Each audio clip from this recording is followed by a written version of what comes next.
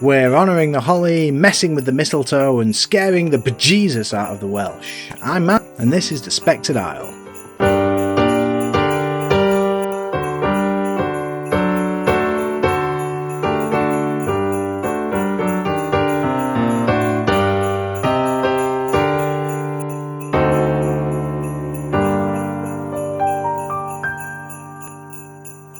Welcome to the Spectred Isle, a channel dedicated to the myths, mysteries and malcontents that inhabit these great isles of Britain. It's Christmas time! Today's episode was originally going to be an exploration of the haunted treasurer's house in York, but then I realised my planned release date was the 26th of December, so I thought I'd do something a little seasonal instead. It's also a thank you to those of you who have watched and subscribed to my channel these last couple of months that we've been going. As I record this, I've got 27 subscribers, 67 hours of watch time, 3,500 views, which might seem small numbers compared to some other channels out there, but even my own fiance zones me out most of the time. So the fact that you took the time to sit and watch me ramble is massively humbling. So, because it's Christmas, which makes me sound like a Love Actually character, and because I clearly don't understand the risk of making a video that's only seasonally relevant for 2 weeks out of the year when I have a back catalogue of 5, let's talk about some British Christmas myths and where they originated from. Oh, and I am feeling pretty whimsical at the moment, as I do every year around this time, so I've also included a few skits that I thought were kind of funny, just to add a bit of flavour. You might think they're awful, but I chuckled while I wrote them, so this is my present to myself. And yes, I did drag our Christmas tree into my man cave for set dressing. Just don't tell anyone.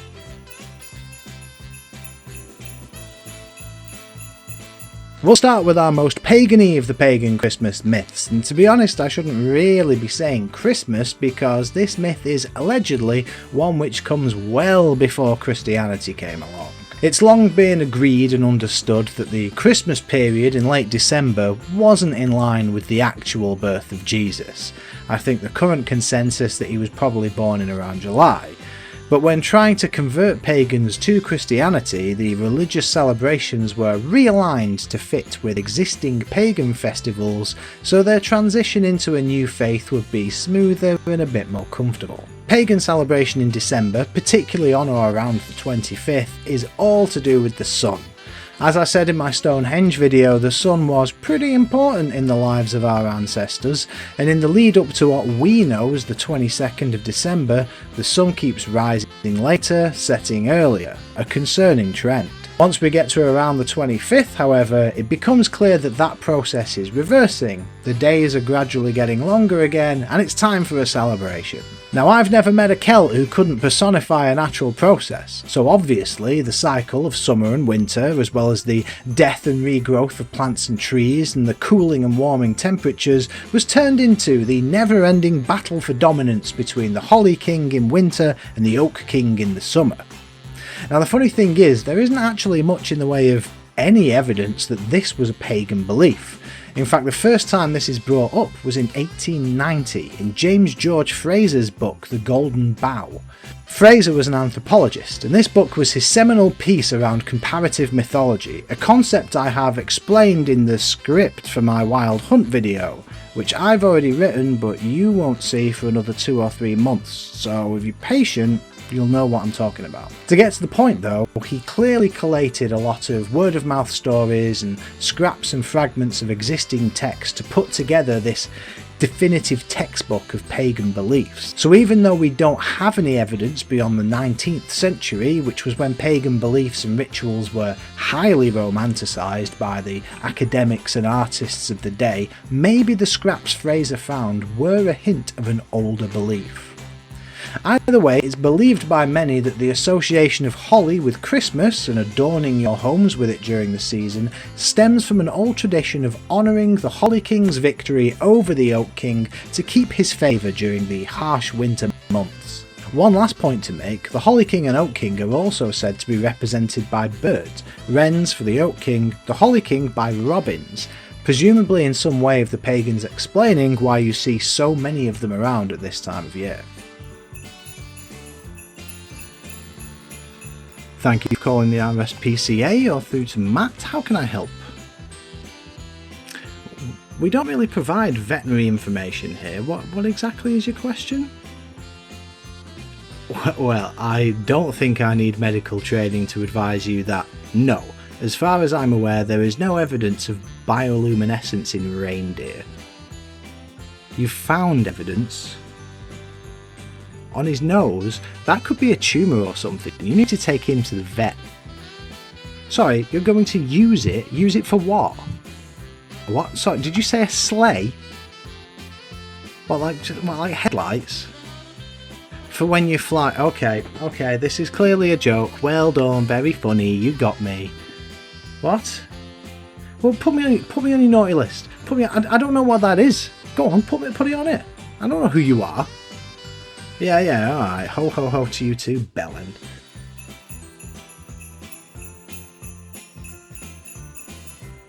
Mistletoe. An excuse for office Christmas parties to flagrantly ignore HR policies, for doting mothers to receive affection from their usually standoffish teenage sons, and of course for couples to set up their two single friends who would be totally great together just so they can actually go on double dates. But did you know that back in Tudor times, standing under the mistletoe was actually also an excuse to snog someone?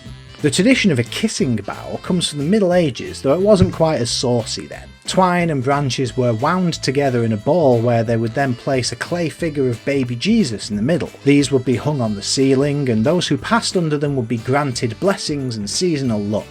Now obviously when people are granted blessings and good fortune, they tend to pick up in mood, and this led to a tradition of embracing each other under the bough as a greeting, a thank you, or a way of saying, as well as God, I also wish you good fortune this year. When we get to the Tudor times, all this embracing got a little flirtier. Baby Jesus was out because children shouldn't be witness to this kind of stuff, and holly, bay and mistletoe were brought in instead of him. The boughs also became known as kissing boughs, and those who met under it would share a little smooch and then pluck a berry from the bough to prove that the kiss happened. So if you want to prove that you made out with Karen from accounting at next year's Christmas do, pluck a berry off the mistletoe, that way the lads in marketing have to believe you. As we move to the Victorian era, it becomes a little more classic romance than handsy playtime, not really a surprise given how traditionally prudish the Victorians were seen as being.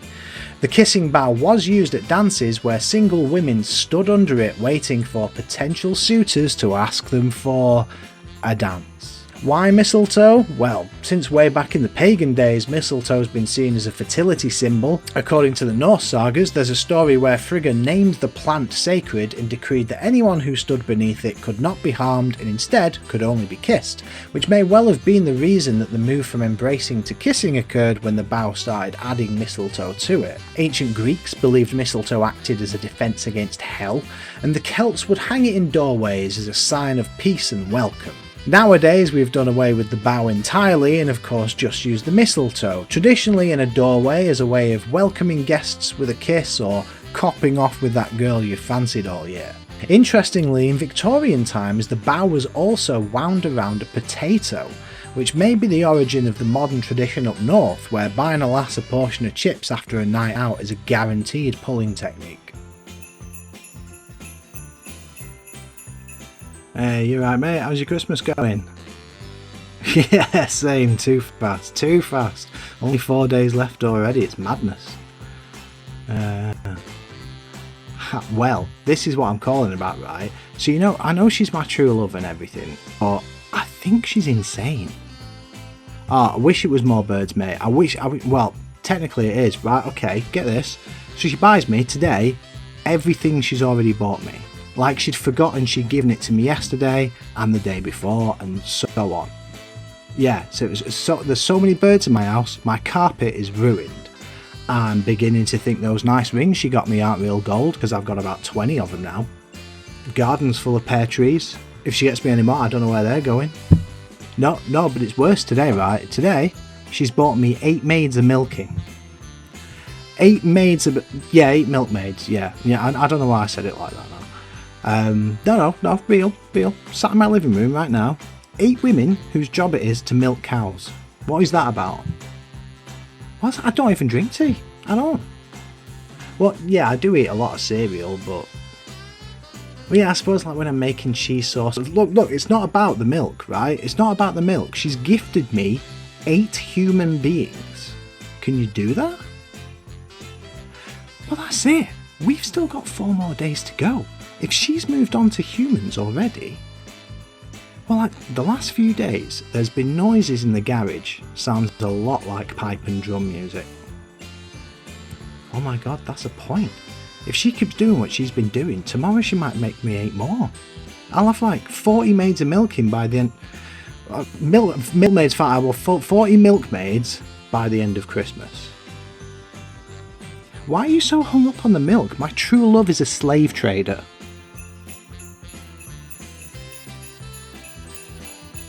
The other 2 myths, or really traditions, that I've discussed are origins of what we would consider normal Christmas practice these days, but I couldn't reasonably do an episode on Christmas practices without including this horror show of a tradition. I am of course talking about the Mary Lwyd. I have a big list of topics that I intend to do videos on, you'll know because I mention them most of the time, and when I was putting some ideas for seasonal specials in, I added this as a potential Halloween idea. Then I checked it and saw it was a Christmas tradition, and I thought, what on earth is wrong with the Welsh? Which I'm allowed to say because my family's Welsh. For those not in the know, this is a tradition during the festive season that we know goes back to the 19th century and could go back much further. It isn't written about until an 1800 book called A Tour Through Part of North Wales by J. Evans, but that doesn't necessarily mean that it isn't older. North Wales in particular, but all of Wales really, is well known for traditions and stories being passed down orally long before someone decided, hey, maybe we should write this down. So really you can believe whatever you want. Anyway, the tradition involves creating a hobby horse, which is an actual horse's skull on a stick, with a white sheet draped over it to cover the dude operating it underneath, and adorned with holly, ivy, mistletoe, baubles, ribbons and other seasonal adornments. Along with a cast of other characters like Punch and Judy in modern interpretations, the horse is carried around the village to knock on the doors of people who are at home over the holidays. When you answer, the horse takes a turn singing a verse of a pwinco, a Welsh version of flyting, which is essentially a whimsical Welsh language rap battle. After the horse is finished, the homeowners take a turn. Traditionally, the first verse they do is to tell the horse to go away. They banter back and forth until the homeowners either run out of material or accept that the horse has won the battle and let them in. If you're a Welsh villager and you're stuck for a verse to use, here's one I threw together in genuinely about 60 seconds. Your knocking and jockeying is a disgrace with rhymes and lines as long as your face, so walk into a bar they take all sorts, you ain't coming on here so get stuffed, horse. Oh, maybe I've had too much Christmas spirit. Anyway, when the horse is allowed entry to your house, it shows its appreciation by eating your food, chasing people around the house, trying to scare children, stealing your possessions, and then leaving, off to do it to somebody else. As I mentioned, nobody is quite sure of the origins because it was recorded in 1800, but definitely seems like something carried over across generations. There are other traditions of hooded animals across Britain linked in some way to being used as a way of getting food or shelter during the harsh winter months, so there could be an older, maybe even pagan origin point. But do bear in mind that if you want to see pagan traditions truly alive and well this Christmas, for every sprig of holly you hang up, or furtive smooch under the mistletoe you receive, you also need to ruin a neighbour's night with a horse skull and some dope verses. Right, Santa, thank you for coming in. As the employee representative of the Workshop Elves, there's just a few things that I wanted to talk to you about. Okay, agenda item 1, this whole chimney thing, right? Every year our seamstresses have to sort you a new suit. There's burn marks, there's rips and tears from the brickwork, it's a mess, alright? I mean, they're already busy making trainers and jumpers and all of that other stuff. We've had to outsource that to sweatshops so we can repair your suit every year. No, I know it's magical and all that, I get that, but why can't you just use the door? Everyone should be asleep, it doesn't make a difference. Right, so you can make a chimney and fireplace appear in houses that don't have one, but you can't open a locked door. Now, coming down a chimney is breaking and entering. Just because you found some magical workaround doesn't mean you're not breaking into someone's house. Well, either way, I think you should just magically unlock the door and go that way. Like Harry Potter's got a spell to unlock doors. I'm sure you have as well. Well, we're not real. We're not real. That's not a valid argument. Okay, well, just consider it, please. All right, let's move on. Okay, right. So, item 2. So, I know it's polite to accept the offerings made by the houses you visit, and I know the children get a kick when they see an empty glass on Christmas morning, but we believe you're drinking too much. What do I mean? Okay, as an example, when you get to the UK, they are leaving you whiskey or brandy. It's a lot of alcohol, alright? I mean, if only half the households that celebrate Christmas over there left you something alcoholic, that would be 12.5 million shots. You don't see that as a problem? Look, all I'm saying is, you'd be on a come down about the time you get to the Middle East, and not a lot of presents tend to get delivered there. So where are you actually going? Because that sack is still pretty full when you get home. Fuller, in fact, if you include the mince pie based vomit that we always find in there. Listen, I'm not trying to be hard on you, mate, just you've got 11 months left until things kick off again at work, right? Take some time, go seek help, we'll keep the workshop running, okay? Great, thank you. Okay, item 3. You've got to stop spying on kids, mate.